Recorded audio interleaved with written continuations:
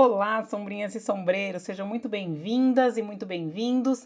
Eu sou a Tati e esse é o A Sombrinha no Vento, meu canal e podcast para ler capítulo a capítulo toda a obra de Carlos Ruiz Zafón. Você pode me acompanhar no YouTube, procura lá por A Sombrinha no Vento, ou se você preferir, por podcast mais Instagram. É só você procurar no seu agregador de podcasts favorito por A Sombrinha no Vento, e aí para você ver as imagens, você me segue no Instagram, em @asombrinhanovento. Lembrando, sempre, né, todo episódio eu falo isso, aqui é sem spoilers, tá bom, gente? Cada episódio eu vou comentar só o que já aconteceu no livro antes e o que vai acontecer no capítulo que a gente está discutindo hoje. Mas eu nunca vou ficar falando muito dos acontecimentos futuros. Então, se você ouvir tudo na ordem, ou assistir os vídeos todos na ordem, você não vai ter spoiler nenhum, a gente vai acompanhando a jornada juntos, ok? Vamos lá então para o nosso episódio 14. Hoje a gente vai ler o capítulo 13 de A Sombra do Vento. Um breve resumo, então, do capítulo de hoje. A Bernarda e o Fermin se conhecem, porque a Bernarda vai lá na livraria, né, do Daniel e do pai dele, para comprar um livro, e o Fermin tá lá, então eles se conhecem. E aí tem toda uma cena, tal, até que é bem divertido. E aí depois a Bernarda e o Fermin saem para comer juntos, e aí o Daniel tá ali sozinho na livraria, e aí ele foi para os fundos, e ele escuta um barulho lá na frente, escuta alguém entrar, e aí, quando ele volta, não tinha ninguém, estava vazio, mas para trás ficou uma foto antiga, meio queimada. E aí, o Daniel pega essa foto e observa, e aí ele tem certeza que nessa foto estão Julian Carax, né? E mais uma jovem desconhecida. Então, quem será que deixou aí essa foto? A visita, quem foi a visita? Será que foi o estranho? Será que foi outra pessoa? Não sabemos, não é? Fica aí um mistério. Vamos então começar os nossos detalhezinhos. Hoje o capítulo é curto, não tem muita referência, então o episódio também vai ser curtinho. Vamos lá então começar.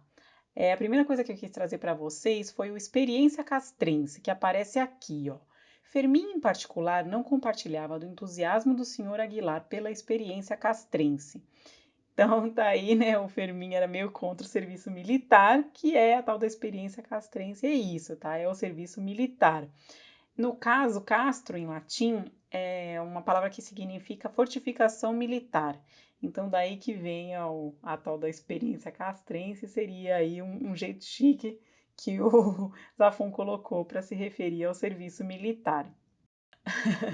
Aí, toda na filosofia do Fermin, né, que ele é contra aí, o serviço militar e tal, e ele também é contra casamento, igreja, enfim, tem uma citaçãozinha que ele fala assim: exército, casamento, igreja e banco. Aí os 4 cavaleiros do Apocalipse. Ai, meu Deus, Firminha é uma figura. E aí, então, quis trazer o que são os 4 cavaleiros do Apocalipse, né, para quem não conhece.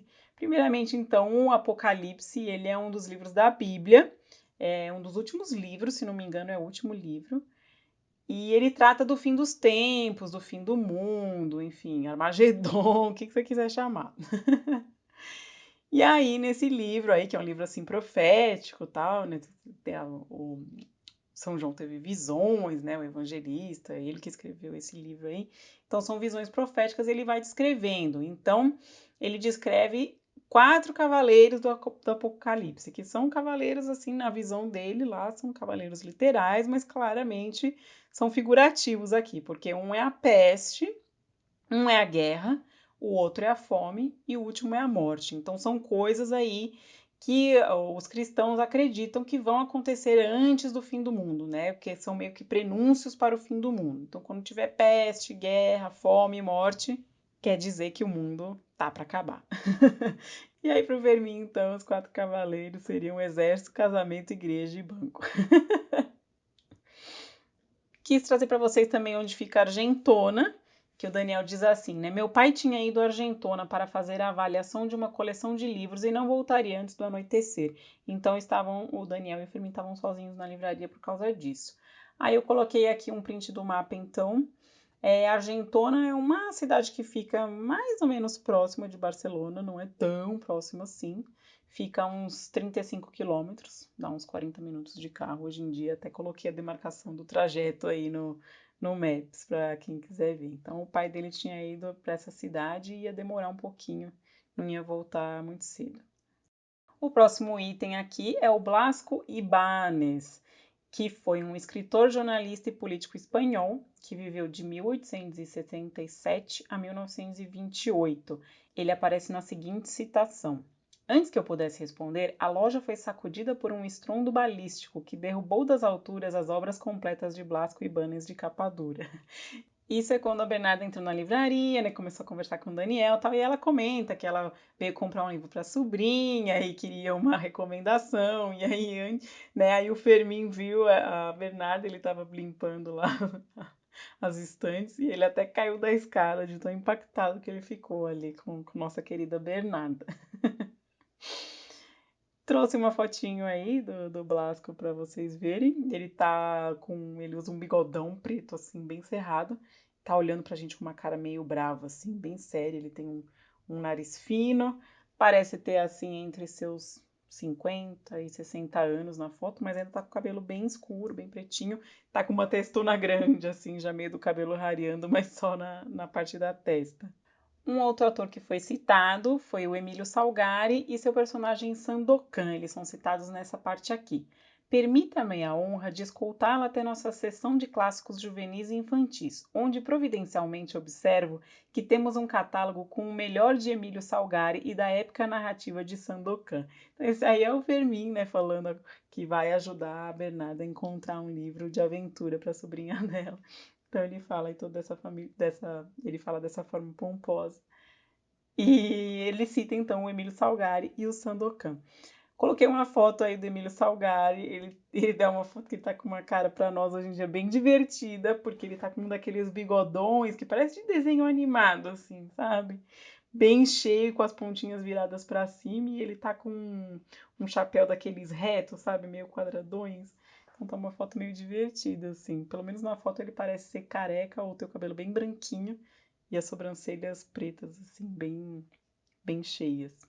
E ele, quem é ele, né? Ele é um escritor italiano que viveu de 1862 a 1911 e, obviamente, ele é o criador aí desse personagem, o Sandokan, que o Sandokan é um pirata ali indiano, né?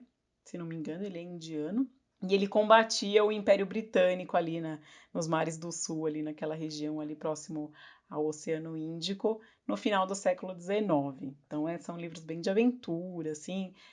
Eu acho que eu já li eu não lembro. Eu gosto bastante do Emílio Salgari, mas o meu personagem favorito dele é o Corsário Negro, que também é bem famoso. Quem gosta aí de livros assim para infantos juvenis de aventura, eu recomendo. São livros bem divertidos. Vou falar bem rapidinho de algumas coisas que foram citadas em outros episódios aqui da Sombrinha no Vento e que eu vou retomar bem rapidinho para quem não lembra. A primeira coisa é a Saint Adrien del Besós, que a Bernarda comenta, né? Ah, amanhã é aniversário da minha sobrinha, a de Saint Adrien. Então eu já comentei isso antes, é uma cidadezinha bem colada em Barcelona e é onde vivem a irmã da Bernarda e a sobrinha dela. Depois também tem a Avenida Pearson, que eu já comentei antes também, e é uma avenida muito luxuosa, cheia de mansões, tá? Uma região bem rica lá em Barcelona, que aparece quando o Fermin se apresenta para Bernarda, tá? Chama ela de senhora, ela fala, não, imagina, você tá se confundindo, eu não sou senhora. E ele fala, não, marquesa pelo menos. Eu é que sei, pois perambulo pelo que há de mais sofisticado na Avenida Pearson. Então ele tá falando de gente chique, eu entendo, você tem cara de marquesa. A Avenida Pearson é essa rua chiquérrima lá.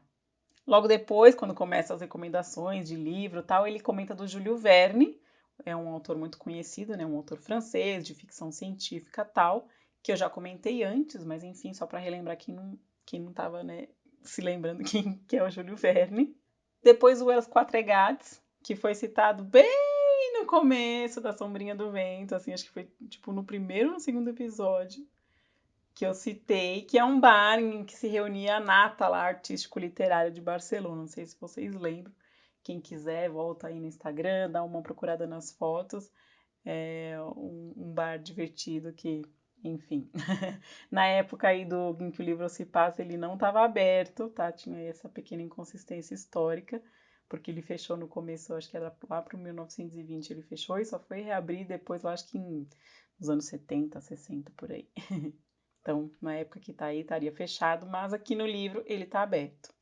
E por último é a Rua San Antônio, né, que é uma rua comercial em Barcelona, e que é onde ficava a chapelaria lá do Antônio Fortuny, que aparece aqui no finzinho do capítulo também, mas já tinha sido citada antes, quando falava um pouquinho mais sobre o Julian Carax e que o pai dele tinha uma chapelaria aí na Ronda San Antônio. Hoje não temos dicionário, eu achei que todas as palavras tinham uma ou outra um pouquinho mais complicada, mas eu achei que no contexto dava para saber, então não coloquei nenhuma. E vamos então para as nossas citações favoritas para a gente encerrar o episódio de hoje. A primeira é uma muito divertida do Fermin falando sobre o serviço militar. Ele disse assim: o serviço militar só serve para descobrir a porcentagem de homens violentos na população, opinava ele. E isso se descobre nas 2 primeiras semanas. Não é preciso 2 anos. Muito bom e real, concordo contigo. Fermin. Fermin é muito divertido. Depois tem uma que eu achei muito divertida e muito verdadeira também, da Bernarda, falando sobre o Barceló, o Dom Gustavo Barceló, para quem ela trabalha. Lembrando, o Barceló era o tio da Clara, lembra a Clara que o Daniel foi apaixonado durante anos. Então ela tá falando, ai, que fazia muito tempo que ela não viu o Daniel, tá lá, ai, sabe como é, né? Tô sempre ocupada. Então ela fala assim: sabe como são as coisas? Estou sempre muito ocupada, pois o senhor Barceló, embora seja muito sábio, é como uma criança. Então eu falei, gente, isso é muito real, né? Tem muito homem, especialmente, né? Ainda mais assim de mais idade, que é super, né, super sábio, super inteligente e tal, mas assim, parece uma criança nessas coisas de cuidado doméstico, né? Não sabe fritar um ovo, não sabe lavar uma roupa, varrer, não sabe fazer nada. Então, a coitada da Bernarda que tinha que tratar ele igual criança, porque ele só tinha cabeça para os livros dele. Aí, mais pro final do capítulo, tem uma bem bonita do Daniel observando a Bernarda e o Fermin saírem, né, para ir tomar o lanchinho deles juntos lá, que o Fermin ficou super apaixonado pela Bernarda. Primeira vista, caiu até da escada. E aí convidou ela, né, pra comer um negocinho, pra sair. E então o Daniel pensou assim: vi-os partir de braços dados, perdendo-se pela rua Santa Ana, e pensei que talvez alguém no céu estivesse de guarda e por uma vez estivesse concedendo àquele par umas gotas de felicidade. Ah, que fofo, né? Achei bem fofo, porque lembra, a Bernarda só arranjava namorado que batia nela, tadinha. Ela tinha mó dedo podre pra arranjar namorado. Então, e o Fermin também era super sofrido, acabou indo morar na rua, né? Tinha marcas de tortura no corpo. Então, os dois tiveram uma vida bem sofrida. E aí, então, o Daniel tava aí falando, aí, quem sabe aí, alguém no céu, finalmente hoje não tá aí de guarda e vai dar um pouquinho de felicidade para esses dois. Eu achei bem bonitinha essa citação. E aí, para finalizar o nosso episódio de hoje e as nossas citações, uma citação que eu gostei muito, porque é da forma que o Zafon escreveu. E vocês sabem que eu sou apaixonada pela maneira como ele escreve coisas singelas de uma forma muito bonita. Então é o Daniel olhando para a foto do Julian Carax, aquela foto que foi deixada aí, né, na livraria pela visita misteriosa. E então diz assim: olhei novamente o retrato daquele casal e tive a certeza de que aquele rapaz era Julian Carax, sorrindo-me do passado, incapaz de ver as chamas que se fechavam sobre ele.